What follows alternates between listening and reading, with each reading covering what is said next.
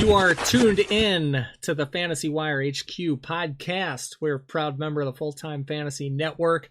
Check them out online at fulltimefantasy.com. Thanks for jumping on today. I'm your host, Frank B. You can follow me on Twitter at FantasyWireHQ. Bookmark the website, FantasyWireHQ.com. Just updated it with redraft and dynasty rankings for the month of May. I do that every 30 days. I got to decompress a little bit between months here. But listen, I appreciate you guys listening. Be sure to subscribe wherever you're listening to the podcast. Give it a review, share it, all that good stuff. But today, the episode I wanted to record, I've been thinking about it for this past week, based off of Packers Twitter. And it's been that bad. I wanted to get a perspective of a fan and just talk to somebody that is completely unrehearsed, unscripted, no takes, no edits. This is like a off-the-cuff kind of conversation. I'm at the bar talking Packers with somebody, right? So that was my goal. I put it out on Twitter. I had Brian Willis respond and say, hey, I'm down. Let's do it. I said, hey, I'll call you up. We'll have a conversation about an hour. We'll talk Packers. However it turns out, it turns out. No edits. Like I said, no takes, no nothing. Let's just talk team. See how we feel. I don't know what this guy's fandom's going to be, his opinions, who knows. I've been listening to the radio here for the past week, and it's been god-awful. So we talked about Packers' thoughts from last season, roster construction, the draft, what we thought was going to happen, how it played out, what we think for next season. We talked a little Lambeau Field experience stories. It was a really good conversation. I loved it. So let's give it a listen. Let me know what you think. And we'll definitely do this again. Like I said, this is something different. I want to continue to do it. There's not enough of it out there, to be honest, in the Twitter world and the podcast world. So let's roll with it, have fun with it, give it a listen, and thank you for downloading. All right, today I am joined by Brian Willis. You can find him on Twitter at RealBrianWillis. Give him a follow. He'll always be more than welcome to talk Packers with you. And today, we are going to talk Packers off the cuff. Pretty hot topic lately. What do you say? Yeah. It's looks like we got the worst grade of any team in the draft. So we are failing miserably right now in Wisconsin. I mean, it is like a shitstorm. How long you been a fan? Give me the rundown on your Packer fandom here. Sure. I guess I would say I've been a fan since birth, but I guess since I was able to understand football, I had it made. I mean, Brett Favre was my first quarterback, and hell yeah, Aaron Rodgers was my second quarterback. So we've been pretty spoiled. Absolutely. Yeah, I think that's why it's such a hot topic now with the quarterback, because it's like you don't want to think about not having one as a Packer fan. You don't really know what it's like without one. I'm a fan. I don't know if you've heard or seen other pods that I'm on, but like NFL teams, I grew up in Baltimore. I moved to Wisconsin right in 96, 97. I grew up with the Colts, and then the Colts moved, so there was like no team in Baltimore. Most people jumped to be like Steeler fans, Eagles, Redskins, whatever, and I never really had a team. And back then, I mean, it was like Niners, Cowboys, and that's it. And then my uncle lived in Chicago, so he was a Bears fan. And then we'd catch Bears-Packers rivalry games on TV, and I just kind of liked them from afar as a kid, and then growing up, obviously, Mikowski was, Magic Mikowski was insane. But then Brett Favre was like a whole new realm. And he took over the league, like Mahomes did. So you see Favre from afar, in a different state. And I'm like, this guy is insane. I've got no team. I move here. The Ravens pop up in 96. And then I'm like, sweet, I got the Ravens. Cool, okay. They had the most miserable Browns-worthy, string of quarterbacks for how many years? And so I kind of know what it's like, and it is a scary thing, and it sucks. It's god-awful not to have a quarterback. So, like, any kind of QB, not a Green Bay Packer or a Green Bay Packer that sucks, is terrifying. It's terrifying. No, I understand how lucky we've been. So I kind of see the writing on the wall. Like, I look at my friends and my family, and I'm just like, we're in for some rough years. We can't have three straight stud quarterbacks. There's no way. No. It's if it does happen, that's insane. Right. It will never happen again. It could never happen to another team, let alone in the NFL, just because of the parity. It's crazy.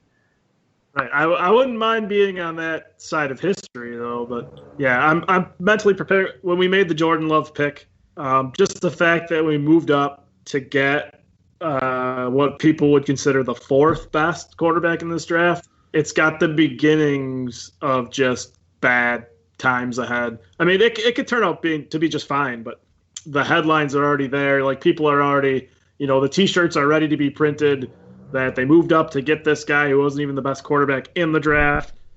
I'm just ready for, in the back of my mind, I'm ready for like some of the worst years.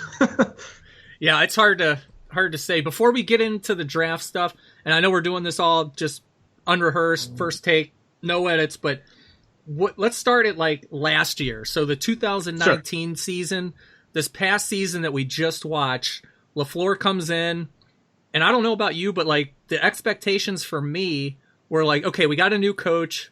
That offense needs some work. Rodgers has got to get dialed in.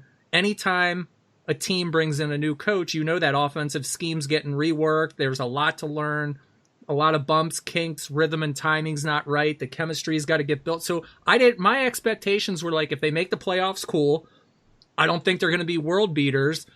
If they could sneak in somehow, I'm cool with that. And if not, chalk it up to a rebuilding year. We watched it with McCarthy when he came in for Sherm, because that was like a 4-win season, I think, that year. So yep.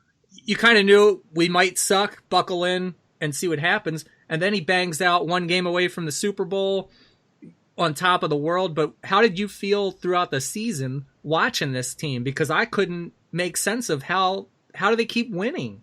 It was weird.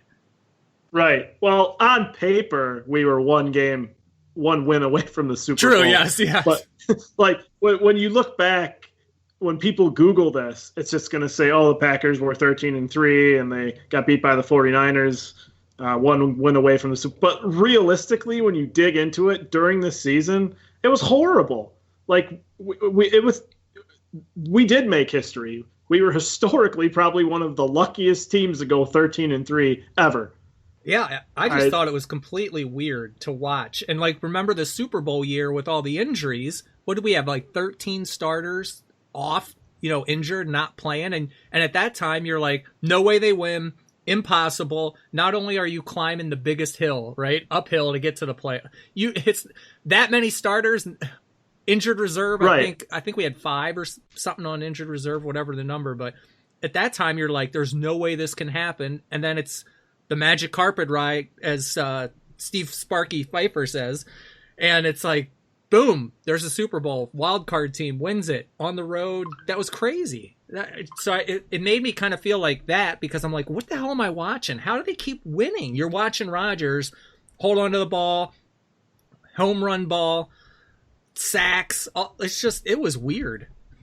Yeah, that was an interesting run when that happened too. I mean, I wish we were stuck in 2010, because just to relive that would be awesome. Even that 10-win season felt more comfortable. That team felt more comfortable in the playoff run than this last year's 13-3 season. It's weird. Yeah, offensively, absolutely. And then when it was defense, I could not imagine how that defense was going to hold up on the road in the playoffs against anybody. And there they go, they win. So, I mean, the parity in the NFL is upside down. It's crazy. Any team can win at any time. And maybe that's what happens week to week, any given Sunday kind of theory. But I thought 2019 for the Packers was just an odd one. And watching Rodgers, I think he's starting to get hurt more. I think, the McCarthy thing was a little 50-50. How did you feel about that with McCarthy? Were you kind of 50-50 on each person blame? Was it all Rodgers? Do you think it was all McCarthy? What are your thoughts as far as that? It's 50-50. I mean, personally, my thoughts on McCarthy were we kept him too long. I think we did the same thing with Dom Capers, though, too. Yeah. We kept him a couple years too long. McCarthy just a couple years too long. I don't know. I'm not really sure how that relationship between McCarthy and Rodgers sort of dissolved, especially after, I mean, you guys won a Super Bowl together. Right. But you can't really blame anyone. It's rare when there's sort of a mutual parting of ways between a quarterback and a head coach. Brady and Belichick, that there wasn't much there for that. I think someday, just to sort of go off on a different tangent here, sorry about that. No, someday we're rolling. Someday I think we're going to find out either Brady or Belichick. One of them's going to have a lot of dirt on all kinds of situations, and it's just all going to come out either in an interview or a book, because there's got to be a lot there, especially with all the cheating allegations and stuff like that. But thankfully, we don't have situations like that in Green Bay. McCarthy and Rodgers, it just sort of dissolved. Yeah, I thought it was 50-50 too. It's 50-50, yeah. You could tell with McCarthy's play calling. I think at times, the Super Bowl year, the offense was creative. It was different. The 5-wide attack was cool.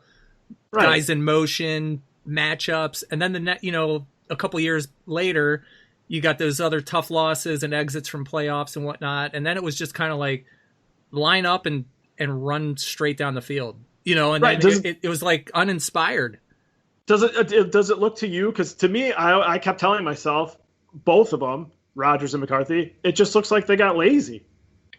It just looks like they expected more from everybody else except themselves. Yeah, it was kind of like a win your matchup and we'll throw you the ball. Instead of let's scheme up a matchup and get you open or play to your strengths, everybody's different kind of thing.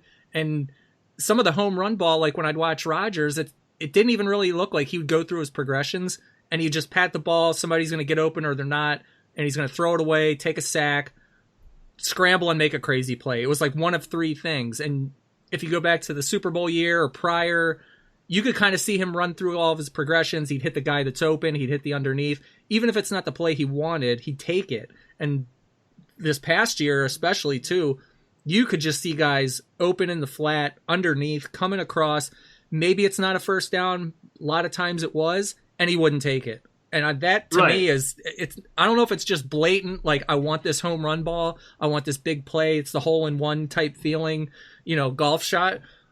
And you got to imagine LaFleur's going, run what I told you to run. And this draft, now I think it's kind of evident, we're going to run LaFleur's system in here, and we're getting players that we want to run it the way we want it run, more or less.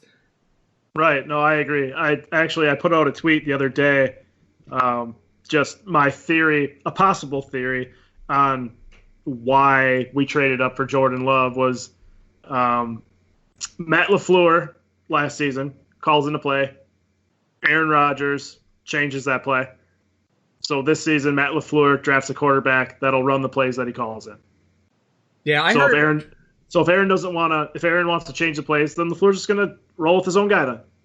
Did you hear the Greg Cosell stuff on the radio about Rodgers and I'm trying to think how he was breaking it down. It was along those lines that he may have the freedom to change the play, but what LaFleur wants is take the check down, take that easy stuff. It's more the rhythm and the timing thing to set up later. And with Rodgers, it was all or nothing. And a few of the plays, too, off the field, I think it was the example they were given was like a third down. They had a punt. And then you could see Rodgers saying, like, what do you want me to do? And you could see LaFleur lipping, run the fucking play kind of thing or something. It's stuff like that. So that's really got to get worked out. I hope coming in to this season now that you've got some tape, you've got a solid season of tape on the offense, whether it was still a little bit of McCarthy and Rodgers and a little bit of LaFleur combined. Because what did we hear last season? We're going to work together. We're going to do a little bit of what Aaron wants to do. We're going to do a little bit of what Matt wants to do. And then we're going to put it all together. Remember? And it was like, okay, all right, that seems doable, right? And now all the basic coach speak terminology. Yeah. Yep. And you could see some of the old stuff in there, I think, for plays and whatnot. And you could see a little wrinkle of LaFleur too at times. But then this season, he's going to go in and go, okay, all right, that was last year. this is what we've got to do to get over the hump. And it's going to be all LaFleur's schemes and timing routes and little stuff. If you look at, in my opinion, if you look at the NFL, it's a copycat league, and you can go back to when the Wildcat was the hottest thing and everybody was copying it and trying to implement it into their offense, right? What's the hot stuff now? It's Lamar Jackson in Baltimore. It's the Niners and what Shanahan does. So if you don't have a Lamar Jackson, you're going to want to replicate what Shanahan does in San Francisco. I think right. And this whole coaching tree right now it's the McVay tree, isn't it? With Shanahan and 49ers, LaFleur, Green Bay, who's the other guy in Cincinnati? That's Zach. Why am I having a brain fart of this guy's name? They all came kind of off that McVay coaching tree, right? They all kind of run the similar concepts. So I think that's what they're wanting to do here is get that. And if you watch the 49ers offense, it wasn't really anything special, but it was schemed up pretty nice. Think of Deebo Samuel breaking all those big play runs and, he takes something short, boom, he's to the house. Those kind of like scheme you open things concepts is what I think the Packers want to get to and what LaFleur's offense more or less plays like. Right, exactly. There was all the parallels after the draft, all the parallels that were being drawn were to Shanahan's offense and installing the H-back in there more often. That's why they drafted DeGora and A.J. Dillon. Yeah. And they're actually they anticipate Sternberger playing the slot here and there. Aaron Jones out wide while A.J. Dillon's in the backfield. But yeah, that's at least what people say is it's going to look a lot more like a Shanahan style offense. Yep. So as far as like roster construction, I guess for the Packers, you come off the 19 season and we all as fans play GM and say, all right, this is how I'm building the team. This is what I need to do. This is what we need to do to get over the hump. What was your opinion on roster constructions as far as how you would attack free agency, how you would attack the draft and the 2020 season? What was your opinion? Well, I think as fans, we all thought it was pretty obvious what they were going to do. Yeah, I mean, we needed a wide receiver, whether through the draft or free agency. I think plenty of people thought it would be Robbie Anderson, and that didn't happen. And then we got to the draft, and it's like, well, that's fine. There's plenty of big-time talent at wide receiver in this draft. The second we traded up, I was like, all right, there's decent wide receivers here, but I'm sure it's going to be a linebacker because Queen was sitting right there. And it wasn't Queen. It was Jordan Love, as we now know. But it was, wide receiver we needed, linebacking help, and then right tackle, in my opinion. Yes. It didn't seem like those things were the things that the fans thought we needed were not the same things that LaFleur either thought that we needed or were there at the picks that he had. Also, cornerback would have been a great addition in the draft. I couldn't believe they met with 11 rookie corners pre-draft. That's the most out of any NFL team, and we didn't draft a single corner. Yeah, that's weird. Did they pick up any for like undrafted free agents? I looked at the list the other day, but I can't remember how many corners were on it. I don't remember how many corners were on. I wasn't really looking for corners. I was looking for wide receivers. I was looking for a few different positions there. Yeah, we did. I forgot his name, but we did sign I think one undrafted free agent wide receiver. Yeah, it was the CFL guy, Reggie Bagleton. I've already forgotten his name. Somebody put tape of him from the CFL on Twitter, and I retweeted it.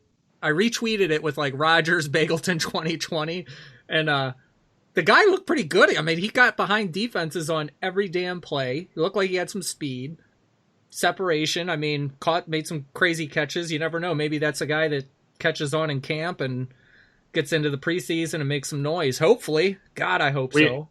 It always seems like we roll into each season with like 8 or 9 wide receivers on the roster. Yeah, the wide receivers is confusing because the Packers are typically really good at developing wide receiver talent. So I said it. I had a podcast after the first round on Jordan Love, because at first, I'm like, what the hell are they doing? And then I try to think about it from like a more rational standpoint. And as a fan, I think I'm pretty level-headed. I don't go off the deep end.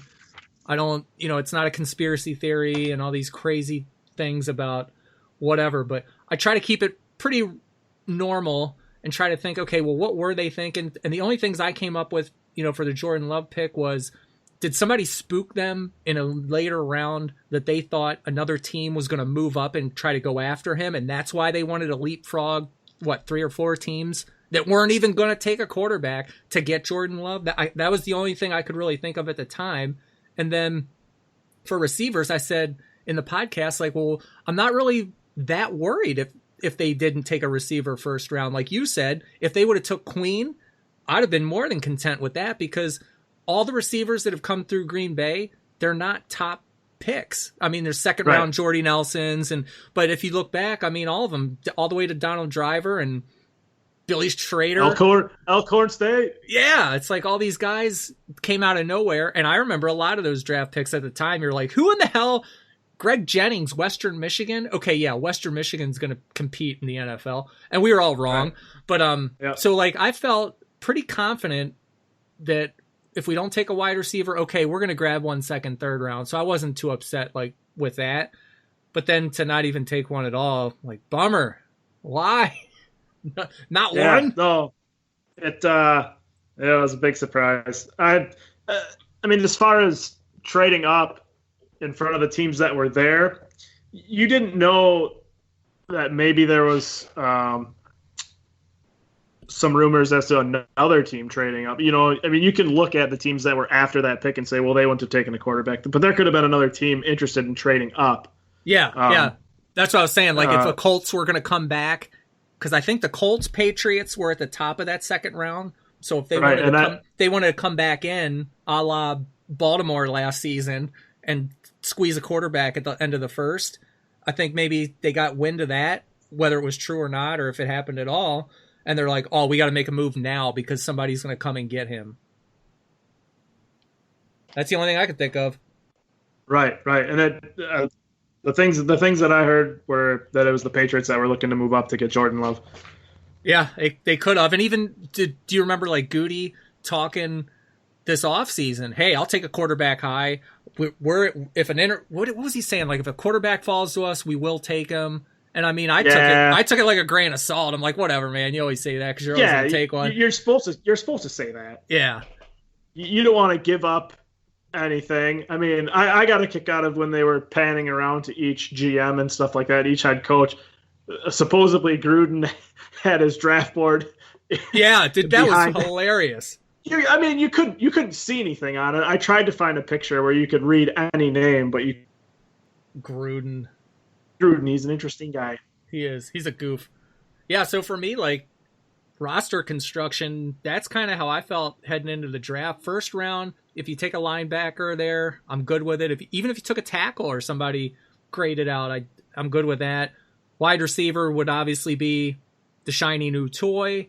And then you come back to the second and third, pick up a receiver, just fill in holes. You know what I mean? You're just going to fill holes, take a best player available. I thought the draft was pretty good for receivers, offensive line, guards, stuff like that. I know they had a little run early, but I thought, hell, they could come back late, make some moves and pick. But I guess now that I look at it all on paper, it's complete.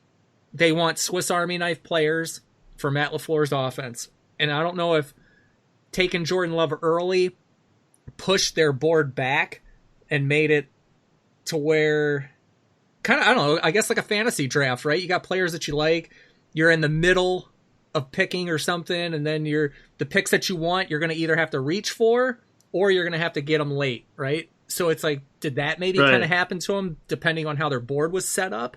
So they're like, all right, we're going to plug holes with what we want for next year, the year after, and start working it and cultivating it for 2020. That, I don't know, that was kind of the only other thought I had. All right, I mean, if you want to go into like draft theories and stuff like that, my theory was that the Jordan Love pick you're cutting out a little bit. Wide receiver. You're cutting out a little bit. It was like dead air. Huh. You in a good spot? Yeah. Okay, I got you now. You can let it rip. See if it keeps it. Okay. All right. So as far as the draft goes, my theory was that, they moved up to get Jordan Love because there wasn't a wide receiver available in that range to help them win now. So they took a guy that would help them plan for the future. And what that does is that puts the pressure on Rodgers more than anybody else. If Rodgers fails, that's fine because we've got our guy for the future. And we didn't waste any capital on win now guys because I guess Rodgers can't win now. So, that's my theory on why they did that. And again, with the A.J. Dillon pick, same difference. Aaron Jones and Jamal Williams are both free agents after this season. So if they ask too much money or if they stink it up this season, then we've got LaFleur's guy, air quotes, that helps us for the future. Yeah. So although people might be surprised at how the draft went, I can kind of see why they did those things. It looks like each pick was sort of plan B because talent wasn't where they thought it would be available at, or they didn't want to spend the capital to move up to get more talented guys. Yeah, I think trading up, not having that 4th round pick really kind of screwed things up. They could have got Jordan Love without moving up, most likely. And if they would have had that 4th round pick, maybe that draft cleans up better and looks visually better on paper. But you're right. Now that you see it on paper and you're looking at all the spots, it's like, okay, the Packers are always going to build their team for the Packers, not for a player. And we clamored for, Randy Moss when Brett Favre was here. God, can you imagine if Randy Moss was Green Bay Packer and Favre could throw to Moss? There's countless other players along the way that, as fans, we've all been like, sign this guy, sign him, do it now. This team is unstoppable if you get this guy, and they never did. So, we know that they're always going to do what's best for the Packers. Everything else is secondary, which is good. You want an organization like that, but overall, you still want that win now mentality of let's put our chips in and make a move now. So, yeah, when you look at it and your first 3 picks probably aren't even going to sniff a lot of game time immediately, that hurts as a fan. You're like, well, what's the point? We never look down the road too much, fan-wise, but right. Looking at those 3, it's like, damn, unless something catastrophic happens, they're probably going to be interchangeable pieces in different packages or late season, A.J. Dillon's in, the lead is there, the game is in hand, it's 4th quarter, you're going to run the clock down, Jones is out, it's Dillon bulldozer time.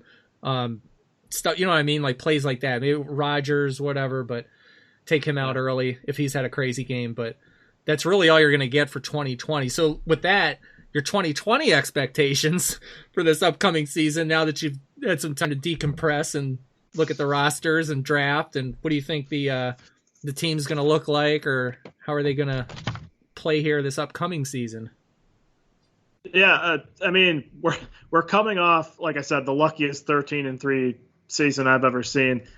I think it would be delusional to think that we could do that again, especially with not, in a lot of people's opinions, mine included, filling the holes that we think that we have. Optimistically, I think our ceiling is 10-6. People always say 10 wins it's hard to do in the NFL, and it is. I think second place in the division, probably to the Vikings. Really? Oh yeah, Dalvin Cook. If the Vikings, if they call plays the way they should, which I think they know how to do by now, I can see them going 11-5 and winning the division. But they don't have any DBs. It's not a problem. You just run the ball. That's all they do is run the ball. Yeah, and it doesn't it hasn't been a problem. It doesn't seem like it will ever be a problem. Because when I look at the Vikings, I'm like, I feel the same way. Like, yeah, they could steal the division, but they lost Linval Joseph on the D line. they have no corners, and if there's enough time, Anthony Barr's there. Who's the other guy? Daniil Hunter, is he gone? Didn't they lose somebody else? Oh, Everson Griffin, right? That's who else they let go, I thought. Is Greenway is still there? I can't even remember. Jeez. I get inundated with all these players' movement. But the players they lost defensively, I'm looking at it on paper and I'm like, man, if there's not enough pressure, the Packers, any team, is just going to light them up, because what corners do they have to contend with Devontae Adams? I know he's our number one. Chicago, Anthony Miller is a force. Detroit, Kenny Galladay. I mean, every team in the division's got enough firepower to get over bad DBs on the Vikings, I think. Now, you're right, like you said, if they control the clock, Dalvin Cook, move the chains with Thielen and everything, they could control the clock enough into the game to steal a win. But I think if it gets into any kind of shootout type game, I don't think they're going to win. But it never seems to do that for the Vikings, though. It never seems, somehow they control it, and it never turns into a shoot. That's weird. I don't understand the Vikings. Because the only other one was last season with the 30 game where they came at the end. That was early in the season. But yeah, I guess the Vikings would be a threat. I don't know how I feel about Chicago yet, to be honest. I haven't really put them under the microscope to think about, like, how close are they to, because they won the division, right, this past season? Or no, we did. What am I thinking? No, the Bears took last, I think. Yeah, the Lions took last. Sorry.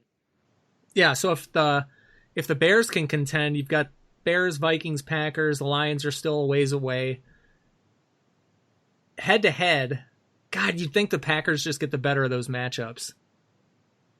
Yeah, well, see, the Bears, when Nagy first got here, it scared me. Because also he went out and got Trey Burton. They went out and got Khalil Mack. They started loading. And he's got all kinds of tools, offense, defense. We're going to get our butts kicked. But now I see who Matt Nagy truly is. Yeah. He's not a good coach. That, is it, what's his name? Pace, the GM? Yes. Is it Pace? Ryan Pace, yep. I'm tight ends right now. They got a ton of tight ends. And the contract that they gave Jimmy Graham is absurd. It's like, did you see what he just did on our team? Yeah, Pace has a connection with him from New Orleans days or something. So I don't know if the guy's thinking he's getting old school Jimmy Graham in. Maybe he doesn't attend the Packer Bear games or something, because it's pretty obvious that guy can do. I thought when they got him that was going to be a big, big difference maker in the division, because I thought Jimmy Graham would be more of like a hired gun type of free agent ad when they got him the first year. It was like, man, they don't need him to run down the field anymore, split the seam. They need him to get open in the end zone. He's 6'7" or whatever. He can out-jump anybody, outbox him, throw him a fade, you know what I mean? Scrambled plays with Rodgers. They can get him open in the end zone, and I figured that's where he's going to do the most damage. And it was way wrong. Not even close. They moved on from Jordy Nelson, and they said, we vacated a lot of red zone targets. And they said, oh, there's Jimmy Graham. Let's do it. And that's not. No, it's not the same thing. Yeah, that was one of the most bizarre Packer free agent signings in quite a while, because I know he's not that good. I'm not saying he's, world beater Jimmy Graham anymore, but like I said, as a hired gun, he could come in to that offense and he could have made a difference in the end zone for, the inside the 20 type plays, and he could have been a force. But who knows? That was some weird stuff. The Packers and tight ends, maybe one day they get back to that tight end game with Jermichael Finley and, the old days. But, man, I really miss it. Well, and that Jimmy Graham signing came right on the tails of not paying Jared Cook. Right. Which was something else that blew my mind. It's like, why wouldn't we finally have a good tight end? Yeah, why pay him and use him. Yeah, he was good. He that money would have been well spent keeping him for what you got out of Graham. Right. So, yeah, for me, for 2020, it's hard to say. I mean, there's so much parity. Anything can happen. We talked about that. But for the Packers, I think it's really going to have to be Matt LaFleur reining in everybody, the whole offense, to say, this is what we're doing. You've got to buy in. If you're not going to buy in now, there's a door kind of thing. I think the first year is a little bit of leeway. And now the second year is like, okay, this is where shit's getting real. We need you to buy in. We got it. You may not, Aaron Rodgers, you may not like, this underneath route or this check down or this 3-yard curl route, the flat, whatever, this ain't your type of play, but you got to take it. The rhythm, whatever this plan is that he wants to run in these games to set up plays for later and run, home run shot plays out of different looks and formations, you got to buy in now. So I think this is the year. I'm pretty confident in Rodgers. I know everybody. Have you been listening to the radio around here or what? Do you listen? I don't know what sports stations you listen to. Mostly just CBS Sports Radio. Do you? So that's like 107.5 up by you guys. Yeah, because like WDUZ Green Bay, my guy Marcus Eversole, I always listen to that show. Yeah. Yep. Late afternoon. And then Wendy's Big Show with Leroy Butler, Gary Ellerson, Sparky Pfeiffer on Milwaukee. I love those guys on the Big Show. That's a good show. But the callers, Packers got the worst caller fans, man. They're terrible. They don't screen the calls good enough because they are the worst. And for as bad as Packers Twitter has been, the Packers radio locally has been absolutely god-awful. And the people that are calling these stations, you should hear just the warped stuff that comes out of their mouth for what they think. And they wholeheartedly think this stuff. That's what's scary. I cannot believe they think these things. One guy called and said, trade Aaron Rodgers today. What are you talking about? I bet somebody probably called in and said that Aaron should just retire. Yeah, there's a million of these. And there was another one, and they look so far into these feud kind of things. Like, I feel like their life is so jacked up as a caller, whatever they got going on at home with their wives and kids or whatever, and they transfer and relate that into the Aaron Rodgers, Matt LaFleur butting heads storyline, because then they're sitting there talking, well, if he gets mad, he's going to walk right out of that meeting room and he's just going to throw his jersey on the floor and go home. Like, what? He ain't getting off of work with his lunch pail and coming home to his bratty kids. Listen, this is like a professional football player. They're all guys at heart. They're all human at heart. If it was any of us, we'd be upset at the time watching it on TV. And was he upset? Probably. Who wouldn't be? What quarterback wouldn't be? But I think when it comes time to walk in the door and start the 2020 season, he's going to be all in. He is a team player. Is he kind of a little aloof at times and, smart alecky, chip on the shoulder, passive aggressive? Yeah. But he's a quarterback. That's how quarterbacks are.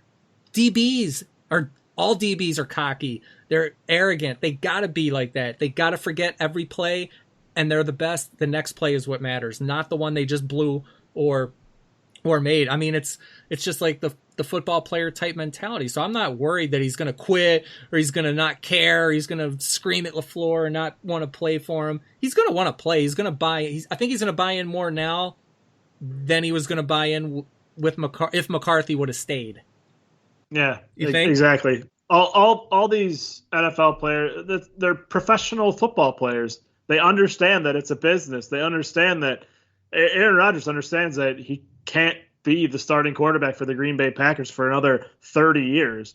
Like, and Aaron Rodgers of all people, he's been Jordan Love before. Yep. So yeah, and then what people, I don't know if they don't understand it or if they just fail to acknowledge it. This coach quarterback butting heads situation happens in 31 other locker rooms. So this isn't something that just LaFleur and Rodgers have going on. It goes on everywhere, and it's not constant. It's not gonna make one of them walk out the door in the middle of a football game. Yeah, people. It's crazy. People just need to relax. Yeah, I think he'll be all right. And like you said, the writing's on the wall for his own career. He's not an idiot, and he knows he's not going to play every year. He's already gone through coming in as the Jordan Love, and he's even told other teammates, James Jones even came out and said it, that he would never treat an incoming person the way he was treated in Green Bay. And I remember being at the Green Bay practices when the fans were booing him at the training camp.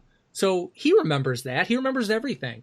I don't think he's going to treat Jordan Love like crap. Is he going to go out of his way to, hey, why don't you come over to my house tonight? We'll study some film. I don't think he's going to do that. But if they're in the locker room, they're on the practice field, he needs help, he's talking to him, he wants to pick his brain, he's going to be all about it. But above and beyond, probably not. I wouldn't be. Most people probably wouldn't. But I don't think he's going to be a total ass to him. So I think he'll fall in line, and like you said, he knows what his end of career window is, and he's not playing forever. He's got a couple years to go. His contract, I think, for 2022 is kind of the year where the Packers could trade him if they wanted, or he could do whatever. He's got his money already, so it's not about give me more money. He wants another Super Bowl. Why not? Now there's a season's worth of film in this LaFleur offense that they can both sit down and Matt LaFleur can say, this is what I was trying to run when you did this. This is what I wanted. And then Aaron Rodgers can say, well, this is what I was looking for when you called this. They can work that stuff out. This is the whole offseason. They got the whole offseason to do that. Why are people so negative and think that they can't do that when they can? There's no reason that they can't. They both want the same thing. So yeah, there's the same goal in mind here. They're not going to purposely not work together. Like it'd just be a waste of both their times. You can't. Oh man. Yeah. Some people. I think they can learn from each other. Rodgers can get I think he can get a better understanding now because everything is off of film. It's all game film. It's tape. It's the tape that you put together each game. And now maybe he can see more of what Matt LaFleur wants to do. Matt LaFleur can show him, game to game to game to game, package to package, and say, this is what we were trying to roll out and set up for later. This is what I wanted you to do here. There's a good amount of learning and understanding that can happen this offseason. I think they can do it. They can come back. 2020 is, like you said, I think I'm in line with you as far as like a 10-win is a ceiling season for them. Maybe it's a 9-7. Who knows? But I don't think they're going to be god-awful. I don't think they're going to bomb. I mean, people are saying they're only going to win like 6 games, 4 games. They're going to be just as bad as McCarthy's original, rookie season. And it's like, no, they're not going to be that bad. For as bad as they looked last year and as head scratcher, we couldn't figure it out how they got that far. Who's to say they couldn't do that again? Who knows? Right. You never know. Every season for the playoffs, 5 of the teams that were there are no longer there the following year. And I think the average is 3, but it's usually it can be up to 5 or something is the stat. So pull a couple teams out of there. Why couldn't they get a chance in the NFC to move in to one of those spots, even if they were falling out themselves?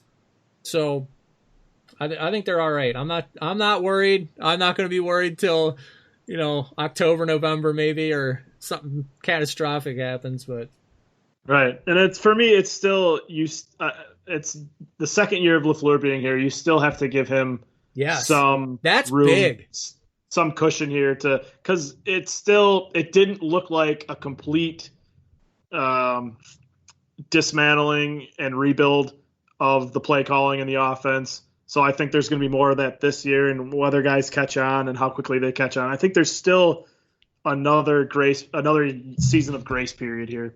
Yeah, a lot of people, I don't hear a lot of talk about that, and there should be more talk that this is LaFleur's second season, and it's room to grow. I do a lot of comparing to the Ravens because I watch both teams so close, and a lot of times they have some real similar things going on as an organization or things like that. And with Lamar Jackson, he gets drafted and everybody's like, this guy sucks. He's another Michael Vick. He can't throw. He's garbage, right? And now look at him. Okay. But for the first year when he came in at the end of the season, yeah, he didn't look good, man. Accuracy wasn't there. He could run. He could make plays. And everybody's like, we're never going to win anything. This sucks. Ravens fans are pretty bad too. And, nothing's going to happen with Lamar Jackson. It was a wasted pick. He's just another Michael Vick. And that they're pretty much writing him off. And it was like, hey, time out. This is his first season. He's got another full off season to get better. And then I think for offensively, Greg Roman, that was his first year because they booted Marty Morningwig out of the offense. So it was Greg Roman's first year to implement a new offense. So year one, it's like, give the guy time to grow in this offense. You got to see what it's all about. He's got to learn it. He's got to execute it. And then year two, look what happens. So I don't see why that same thing can't happen to a veteran quarterback in Rodgers and do the same thing here. A second year in LaFleur's system, everything should probably start clicking for Rodgers, for as smart as he is, now that he can see it, study it, live it, and learn it, and then go execute it. So I don't see, the receivers are a concern, like more, but if it really is all about these interchangeable, versatile players, moving them up, mismatches, like you said, Aaron Jones could be in the slot. Funchess could go out in the slot. Sternberger could move over here. This tight end could go in the backfield, stuff like that. If there's more creativity than there was last year, I think that's a factor in the Packers' advantage. Yeah, I agree. It's funny, you bring up the slot position, and you were saying that Marcus Eversole is the guy that you listen to. That's all he wanted out of this draft, Marcus Eversole, was that stereotypical slot receiver. And every time he brought it up on the radio, I wanted to slam my head into my steering wheel because you look at some of the more successful slot receivers right now, and they're not 5'10", 6'1" guys. They're 6'2", 6'3". So you don't need. That's all he would say. He's like, oh, he's a short, fast guy. That's not it anymore. That slot receiver stereotype lasted for like 2 or 3 seasons, and it's over. Now it's just getting that mismatch out of that slot position. Well, yeah, that's everything. all it is anymore. Yeah, everything's bigger, faster, no matter across the board. Right. So everything. I mean, I didn't want them just to trade up to get a stereotype slot guy, and that's not the that's Wes definitely not what they Welkers. did. Yeah, the Wes Welkers, the Amendolas. Right. So then they started talking about running Sternberger out of the slot and other guys. It seems like the slot position in a LaFleur offense is fluid, and it's not one guy. So, yeah, it could go either way. And I do like to see some creativity out of that position, and I'm really interested to see what they do. They've got to do something unique to keep defenses on their toes and get them mismatched, because the NFL in general is crazy the way it changes. Downfield passing, underneath. It's just season to season is so crazy the way it can change, but still stay the same. But as far as the offenses, the game of chess within the game is what I love. And I think that's what's so interesting, and the creativity that these coaches can come up with. Like even for the Ravens defensively, all they did was blitz Matt Judon. Nobody else could get home except him. Right. And it's like, how do you get one, not average linebacker, I think he's good, but prior to Wink Martindale taking over that defense, he didn't really do that much.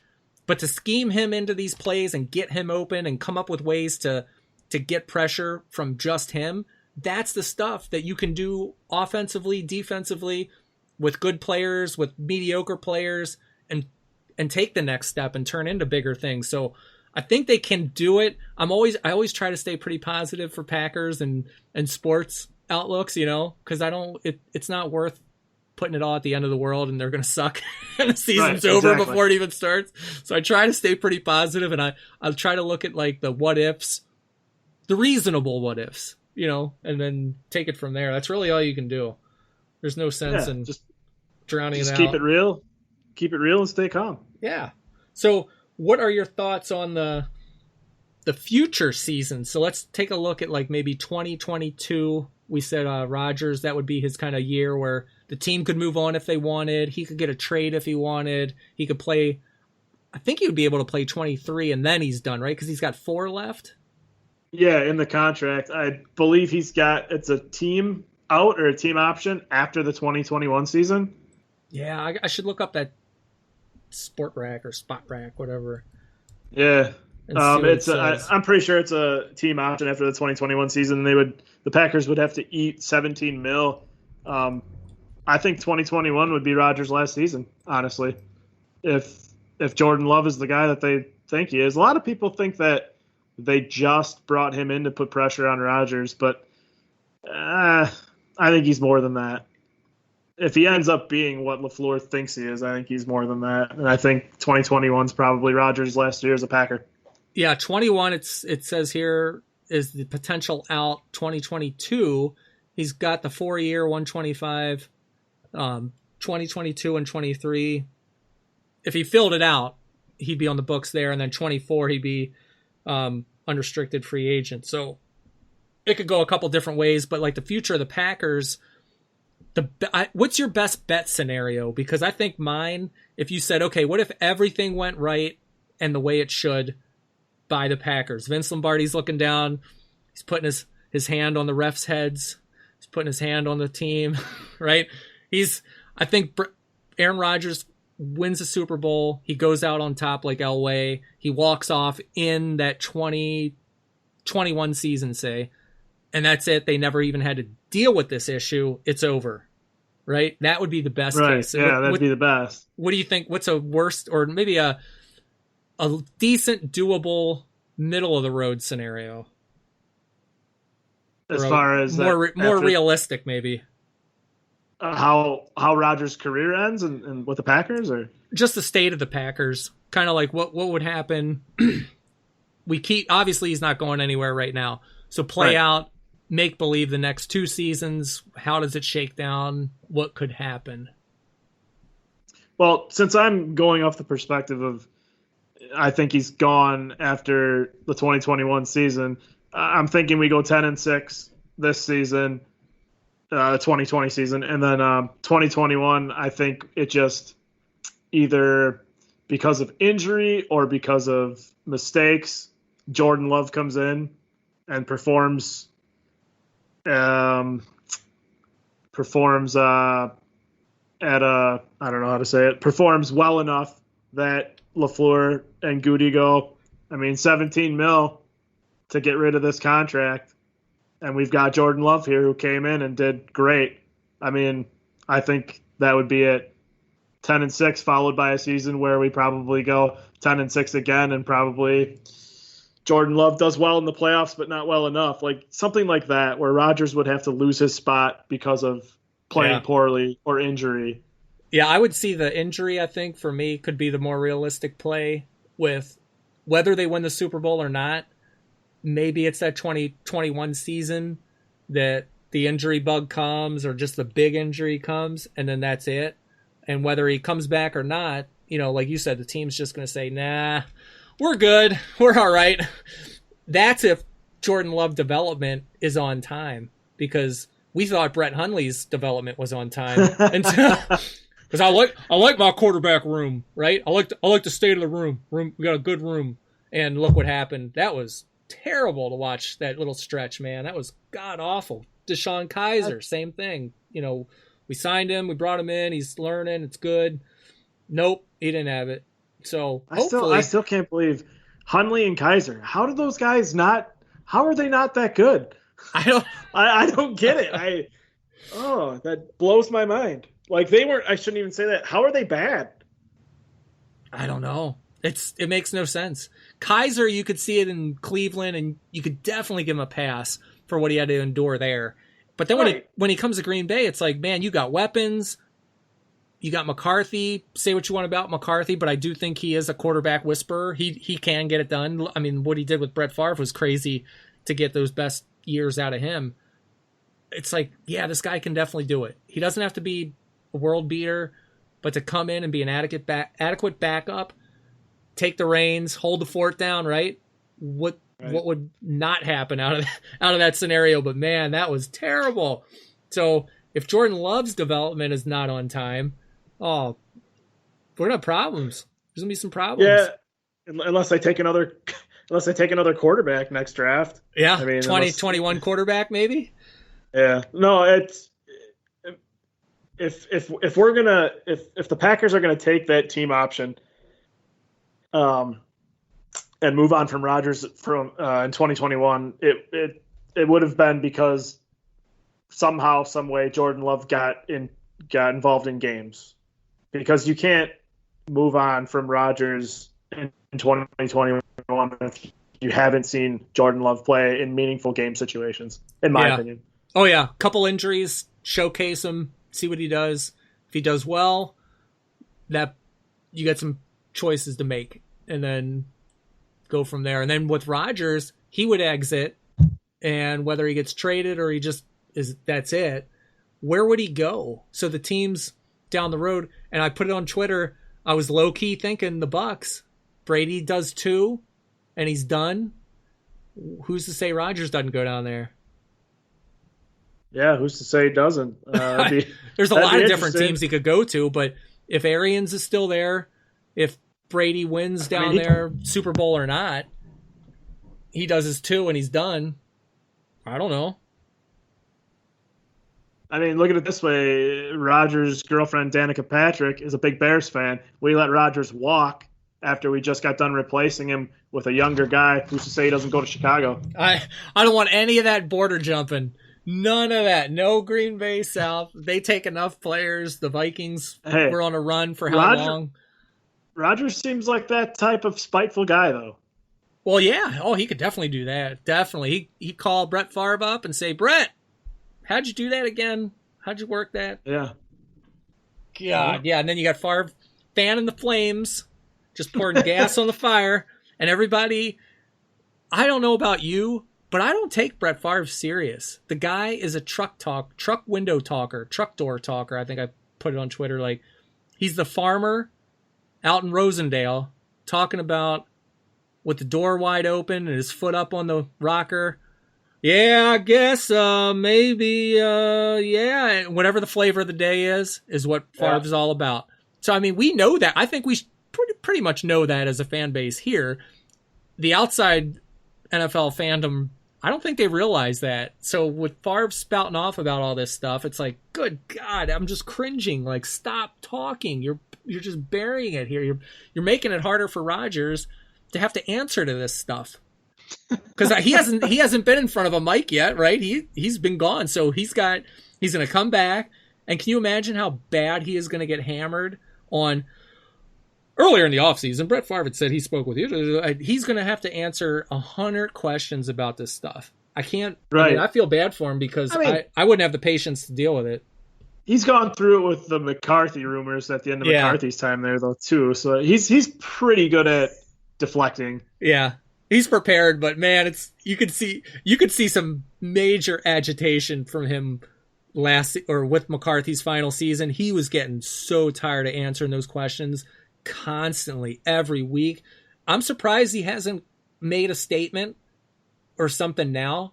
Maybe I don't even think he would need to do it via a media person or personnel or a Green Bay reporter. He could just put it out on Instagram or Twitter if he wanted, just saying, hey, I'm all about the Packers, whatever, however you want to say it, and just like close the book.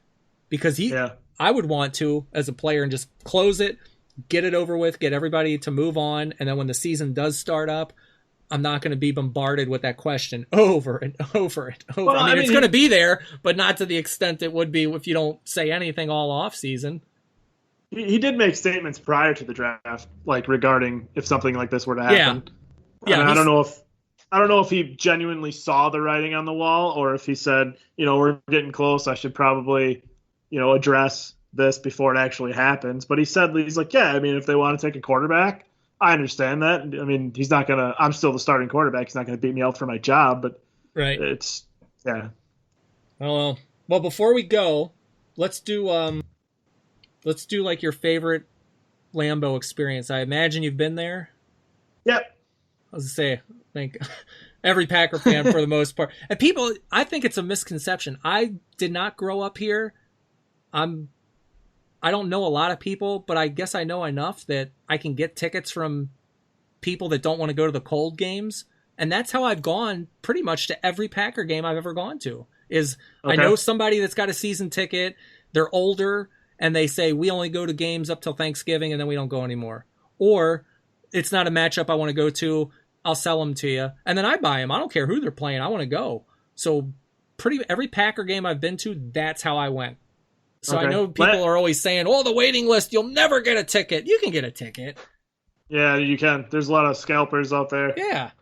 And plus, it's a cool experience. I mean, Lambeau's an awesome place. I don't really like the benches are uncomfortable. Yes. I don't really like that part, but the atmosphere is awesome. Lambeau Field itself is just like in the middle of a neighborhood. Yeah. It's not like a downtown area or anything like that. Tailgating is probably more fun than going in and watching the game. Oh my God, yes. Absolutely. I'd go up just to tailgate and then hit the bar for the game. Really, right. That's totally worthwhile. Awesome. That's completely worthwhile. Right. So yeah, give me your best experience up there. Anytime, any year, any game, whenever. Just the best one that you walked away and said, that was probably the best time I've ever had at Lambeau. Sure. December 24th, 2016. I decided it'd be a cool thing for me to do to buy some tickets and take my dad to a game. Yes. Yeah, it was just a surprise thing that I decided to do for him. I mean, my parents have taken me to a game before, and I just figured it'd be a cool deal. Packers played the Vikings at Lambeau, and they won 38-25, and it was just really cool. It was a cool thing to share with my dad that I took him to a game for once. Yes. So nothing will ever beat that. That's awesome. That was where were the seats? Where were you sitting at? We were probably about halfway up at the 35-yard line. So you could there isn't a bad seat in that place. I haven't sat in the new edition, in the newest part. That's right below the clouds there. Yeah. But I probably never will. That kind of scares me that they keep adding seats on top of like the oldest football stadium in the universe. So I think just a strong gust of wind's probably going to take those seats over the side one day. I sat up there once. Yeah. I would not, even if someone gave me the tickets for free and the Super Bowl was at Lambeau Field for some reason, I couldn't do it. That's too freaky. No, it's so old, and you keep putting more structure on top of it. That freaks me out. I don't know. Yeah, there's no bad seat in that place, and these were really good seats, and we had a lot of fun. That's awesome. Yeah. So cold wise, give me your stay warm bundle, because you got to go in there with gear, man. December. Yeah, no, for sure. I always wear my long johns, my winter boots. I've got my overalls. The insulated overalls are probably the key. Yeah. The key part of the accessory, and then you've got the. I don't have any of the cool fur, like the badger skin hat or the fox skin hat, or some guys have raccoon skin. Some guys even have skunk skin. I've got the fake faux skin fur hat, which is good. It's got the little snap under the chin to keep it locked down. But I think, man, every cold game I've ever went to, probably midway through, you don't even realize it. Yeah. How cold it actually is. You got to gear up big time, and that's how I do long johns, jeans. I'll do wind pants on top of my jeans just in case it's windy, and then it's long john top, t-shirt, sweatshirt, winter coat, winter hat, and all the gear that I have. The only thing exposed is my hand, because I'm always taking pictures and stuff. So by the end of the game, my hand is like purple. But I got to get those pictures, man, and video. I love it, right? You can't not do that when you're in that place. And every seat is good. It does. That whole bowl, no matter where you sit, is kick ass. It is. Right. You're constantly bumping elbows with people, but it's worth it because of how close you are, and it's nobody there unless you're sitting next to like an unruly Bears fan. There's nobody that's not a bad person to sit by there either. So yeah, it's pretty much the levels of drunkenness in your section and what your tolerance is to drunk people. So I've had guys like fall into me from behind, and that sucks, man, because you're back, you're like, what? And you're leaning back, there's beer all over you, they're laying in between the bench and the concrete, and they're like, oh, help me up, man. And then I've sat in other sections where it's like completely cool. Nobody was unruly, nothing. It was fine. But Green Bay, I mean, if you're an opposing fan, you can go in there and nobody messes with you really. It's pretty, there's more beef with Viking fans and Bear fans than there is anybody else. I went to a Bills game. I think that was one of my first ones. And the guy had like the full chicken wing, how we, Packers do the cheese heads. He had like the chicken wing foam, big ass thing. And the Bills scored a touchdown and he jumps up and waves this huge Bills flag. He's waving it, talking all kinds of crap. And I'm just sitting there, it's one of my first games. And I'm like, nobody's saying anything to this guy. Just sit down there. Geez. Okay. All right. And he sits down. I'm like, this is weird. Like I could not get over that when I moved up here and went to that game. That was nuts. I thought that was crazy. But yeah, every game is a good experience. Walking out between the concrete when you go out and then the bowl opens up and then that whole vibe that's in the bowl, the way that hits you and then everything visually, everything to your ear is, I can't even describe it. It just gives you chills, and it's not like any other team stadium or walkout anywhere I've ever been. It's just not. Right. It really isn't. Right. It's so cool. And then the vibe of the fans is off the charts. It's a little cheesy. I think they need to upgrade their music and their stadium effects. I need some fresh music in there. Oh, yeah. ESPN Jock Jams is not getting it done anymore. You got to upgrade it. You're right. You're right there. Yeah. I wish they would hire me as a stadium DJ, and I could get the right cuts in there to get the players amped up and the fans. That would be pretty cool. But yeah, other than that, that's honestly my only complaint. The best game that I went to was Ravens and Packers. That was a Monday nighter, same as you, in December. I think it was early December. And that was a Packers 27, Ravens 14 game, Monday nighter at Lambeau. And those were the only seats, like the once in a lifetime seats at the end zone. And I slapped Jermichael Finley's helmet when he scored a touchdown. And I stayed late. And when the Ravens players were walking back, I got Chris Carr's glove from the tunnel. I'm like, throw me up that glove. And he threw it. I'm like, don't drop it. I got it. And I mean, that whole experience, like you said, the tailgating, there was a ton of Ravens fans there. I was really surprised. And they took over a lot of spots in the parking lot.